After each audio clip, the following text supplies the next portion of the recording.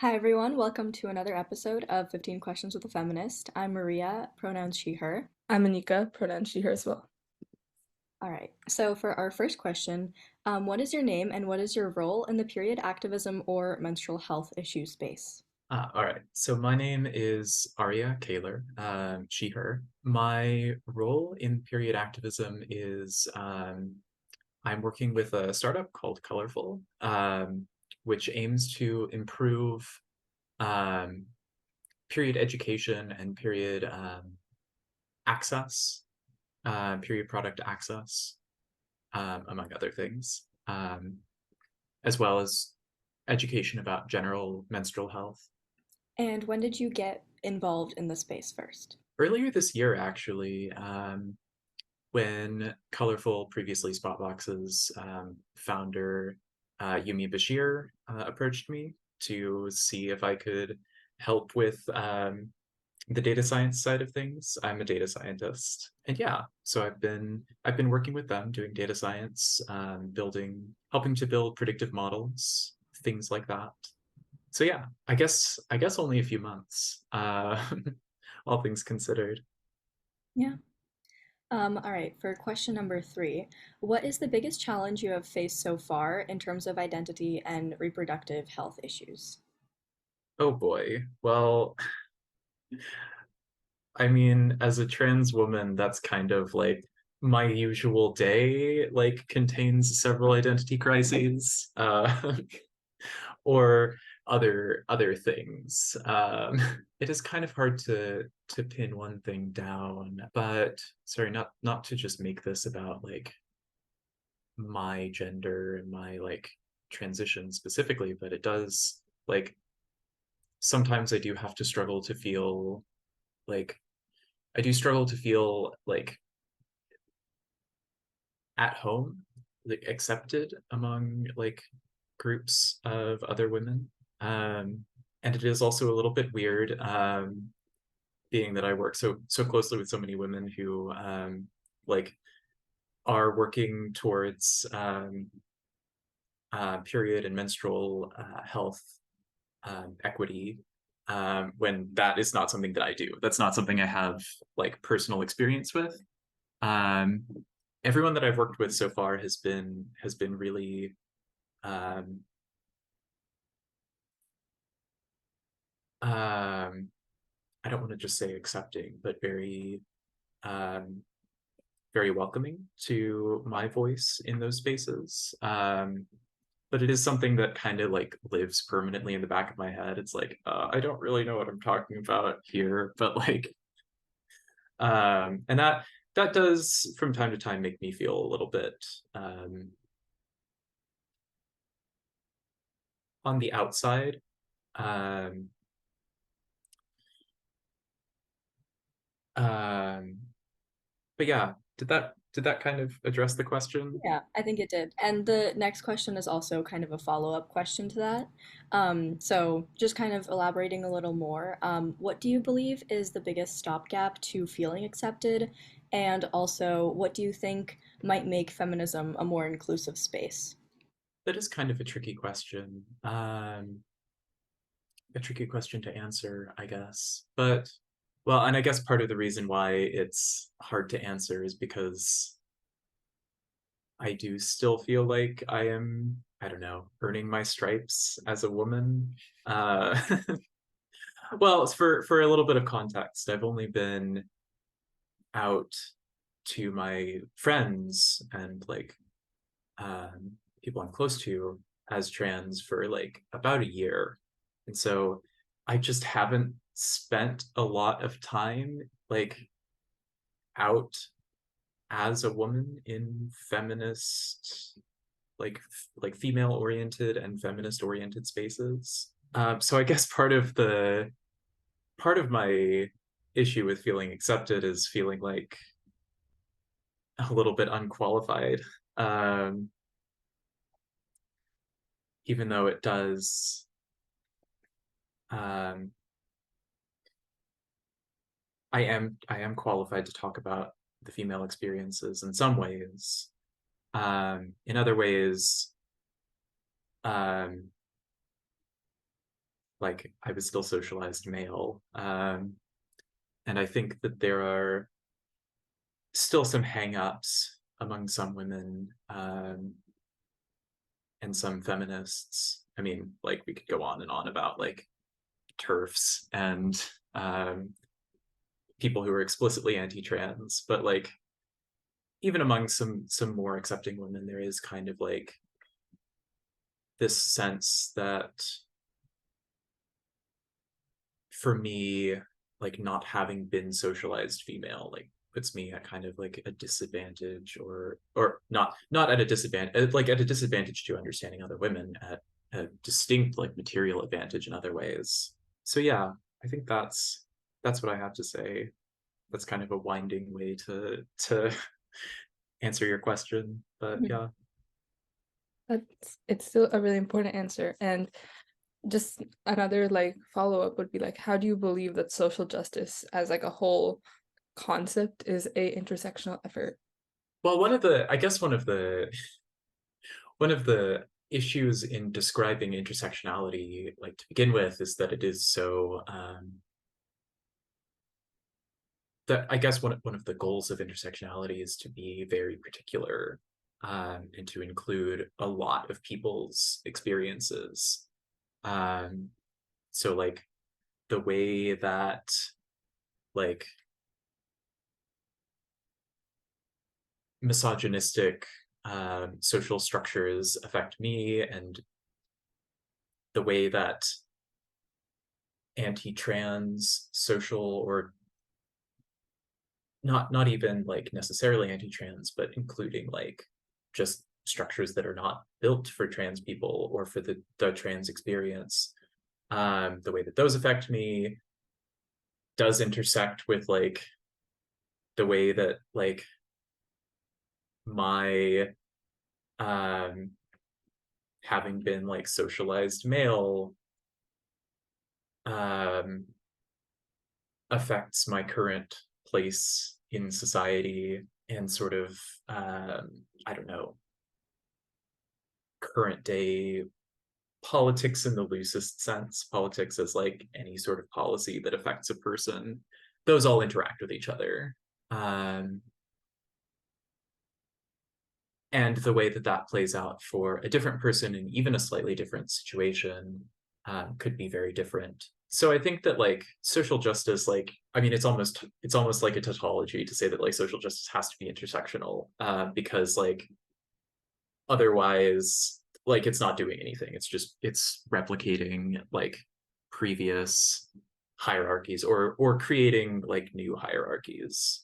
If there were a social justice movement that was not taking into account like individual people's experiences, social hierarchies, and individual people's the way that social hierarchies affect them, then it severely runs the risk of like creating new ones or recreating them. Awesome. Would you also um be able to, I think, like go a little further, and we had prepared these questions, but I think it fits really well into something you said regarding like socialization and how people grow up. It's just like, could you evaluate the importance of like better reproductive health and just like education in these communities, maybe even discussing some failures in the same education? I mean, discussing the failures of reproductive education is like, it would almost be faster to like list the things that it doesn't fail at in its current state. I mean, I like, again, a little bit more background. I grew up in Texas, and I went to a religious school during the time when I would have hopefully, what one might hope, would have received like some amount of reproductive education, sex ed, anything along those lines. Um, and I was fortunate enough to not receive literal no sex ed. I had a little bit of it. Well, it certainly could have helped me in a lot of ways. Realize that I was trans earlier in life, and like given me more space to explore my gender. Um, and of course, it's hard to pin that all on education. There are lots of social forces, social stresses, I guess, acting on me and other people and all the people I was around. Um, but I think in my particular situation, like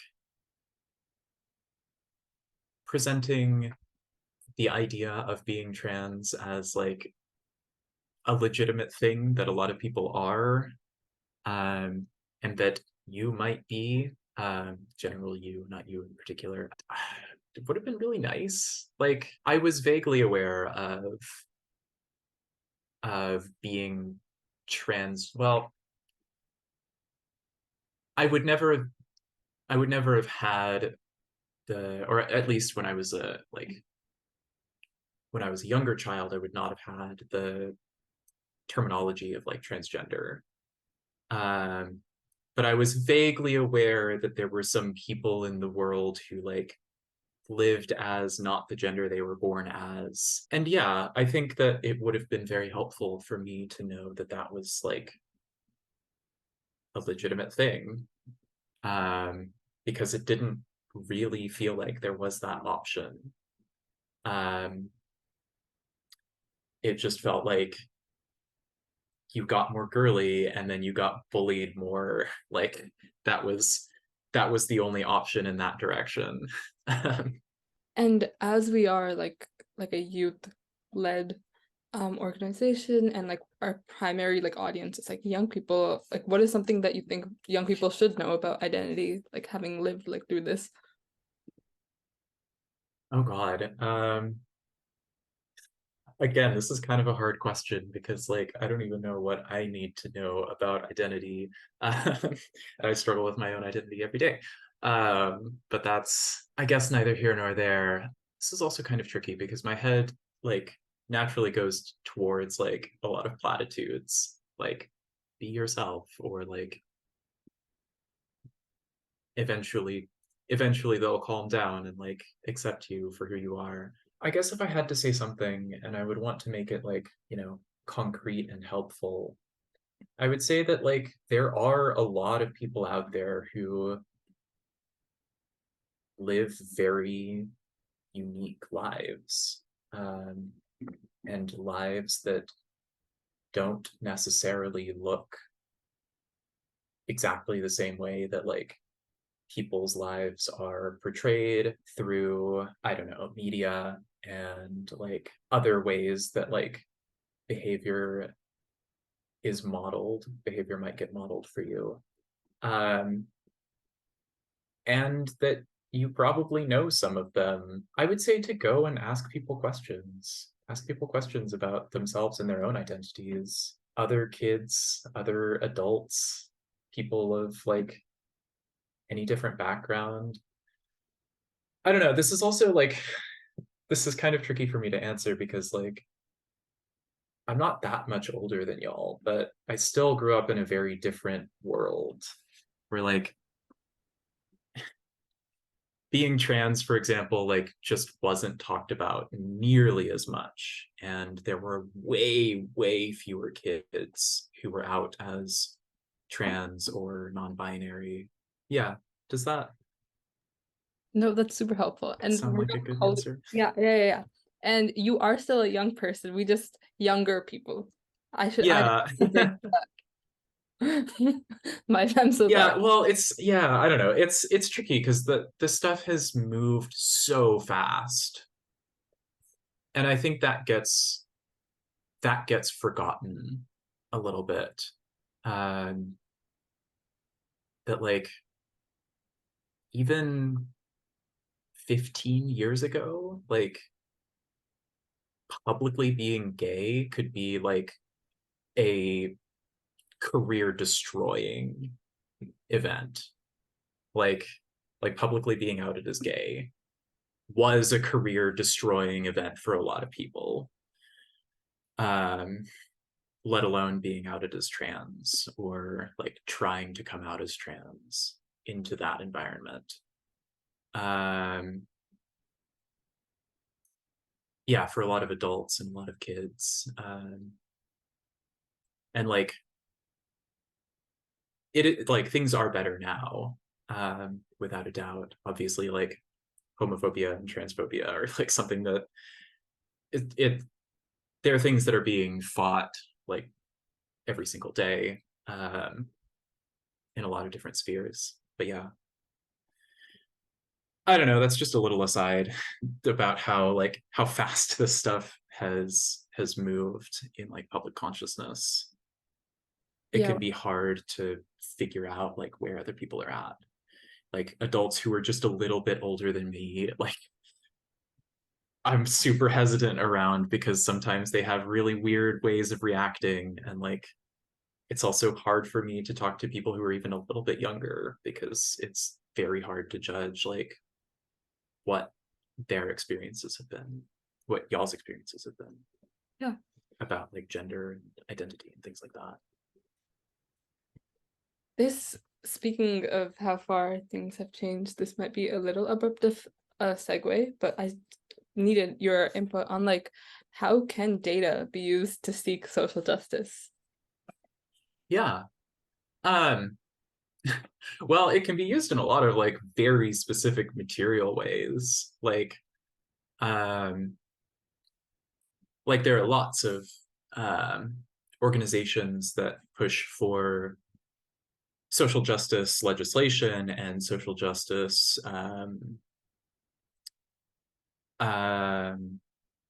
in like the social sphere and the like community sphere that rely on gathering a lot of data.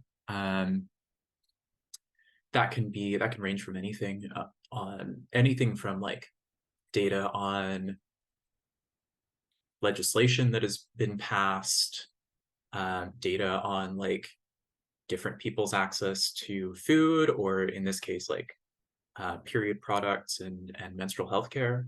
Um, um, right now, one of the things that's being tracked, since we're talking about like trans issues, is movement. A lot of people, a lot of trans people are fleeing states like Florida and Texas. Um, those are data points. Those people's movements are data points. And I think being able to quantify and being able to like put in front of people's faces like the material impact of policy, material impact of legislation, the material impact of like even harder to quantify things like general acceptance is very, very important. Um, and it is also important for those organizations that do this kind of work, that do like social justice work, to be able to focus their efforts in places where they're going to have material impact, because often resources like are kind of tight with organizations that are pushing for social justice. That's just generally true. And other I'm using social justice like very broadly here, but any organization that is trying to advocate um or change or affect people's lives in a positive way, like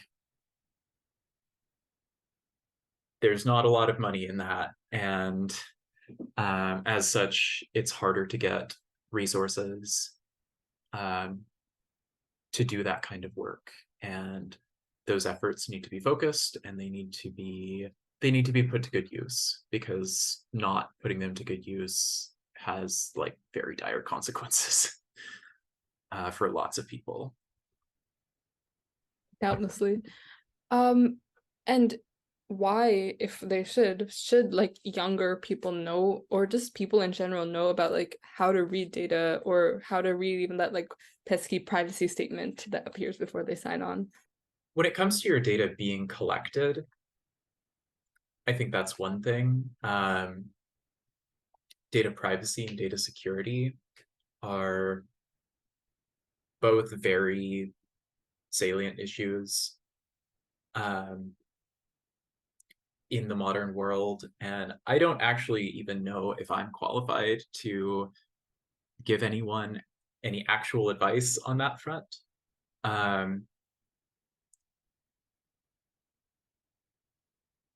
Because that's such a big and often very complicated issue. I can talk about, I'm trained more as a data scientist, and I can talk about like how to read data in the cases where you're dealing with like specific questions. I would say that like looking at data can often like be very scary. Like it can be very like overwhelming to like just get a huge data set, and like trying to parse it is like kind of a mess. Or can feel like it's kind of a mess, when in reality it's often not. Often a lot of the answers to questions that you might have are closer than they seem. Um, and that can take practice, like teasing out the correlation between two things that you care about. Like, it's not like, training and education on that like counts for nothing. Because there are like lots of places where you can get lost, or you can like draw incorrect conclusions. But a lot of times the data that you want to answer the questions that you have is like very close at hand. And the inferences that you can draw from that data are much easier to find than you might think they are. A lot of this stuff is public. A lot of like scientific papers are very public. There are things that you can get a hold of, and data analysis software is something that you can also get a hold of fairly easily. Sorry, my dog's being a little crazy. Um, Sorry. just on that note, like more specifically, like what role can you see technology like in the next couple of years playing in reproductive health and this type of science? I mean, there's an obvious opportunity here to like plug the work that we're doing, me and Anika, because like period tracking and period health through like bioindicators like vaginal pH is very important, and technology being used as a way to disseminate that information could legitimately change a lot of people's experience of like menstrual health and period health. I don't want to just leave it at that though,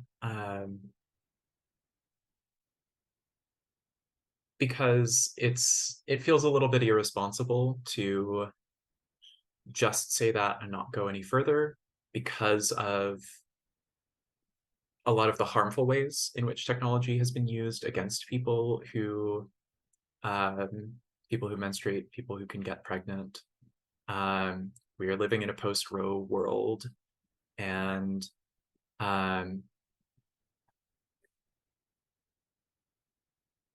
as nice as it would be to be very optimistic about the role of technology, like that has to be tempered with a healthy dose of realism about the way that like period data and people's data from like period trackers has been like taken and sold and used against them, often in the context of like abortion restrictions and things like that, but in other ways too. So yeah, I think there are a lot of ways that like an increase in education is through technology is going to make the future a lot better. And there are a lot of ways that like it is currently technology is currently making it worse.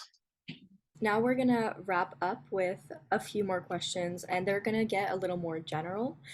So for question number 11, how could you urge people to get involved with social issues that don't necessarily personally relate to them, but still have them understand those issues and be more willing to support them? Yeah, the first thing I would say is like get organized to whatever degree you can. And that is, there are a lot of ways to do that. A lot of times it's like a lot simpler than you might think, like literally just Googling like organizations, like social justice organizations in Boston, Massachusetts, or like climate justice um, organizations in wherever, and like joining up with them. I don't think I need to make the case that like historically organizing has been the best way of achieving progress. And the same goes um, for menstrual health and period equity, period healthcare equity. Um, um, and all sorts of other things. It's certainly not limited to that. But yeah, I would say just go looking for organizations that already are doing the things that you care about. All right. So for question number 12, this is not entirely related, but just answer with the first thing that pops into your head. It's kind of a quick question. So, what does stigma mean to you? First thing that pops into my head is like a reason to exclude, or like a something harmful that's attached to that thing. Yeah, you asked for my initial like knee-jerk response. And yeah, I would say a reason to exclude is like that is the first thing that came to my head. Yeah, that's a good way to put it. So now on a lighter note, for question number 13, do you have any particularly entertaining life stories that you'd want to share? This can be anything really. It could be connected to mental health. It doesn't have to be, but yeah, whatever you'd like to share. Okay, I do have one that is very goofy and only very tangentially relates to like period health. Um, but okay, so a little bit of context. I went to a like math and science high school um, that was located at a university, and so we had like a dorm on campus. Um, and so we were like, 16 years old, running around on a college campus in like dorms and stuff, which was great. Um, and in our dorm, there were boys and girls floors. Um, and between those floors, there were like visitation hours. So there were hours that like boys could be on the girls' floor and girls could be on the boys' floor, whatever. Um, in this context, I had this group of friends, like mixed gender, obviously. Um, and just like as a joke, I think I think it started where we were making fun of someone who was like originally from New York and like called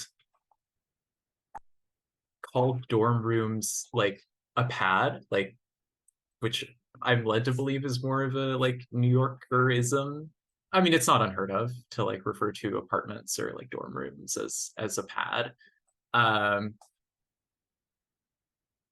and so like the joke the joke kind of makes itself. At one point, we some of the girls in the group um, were like, "Hey, come here. We're gonna like get you in on this scheme."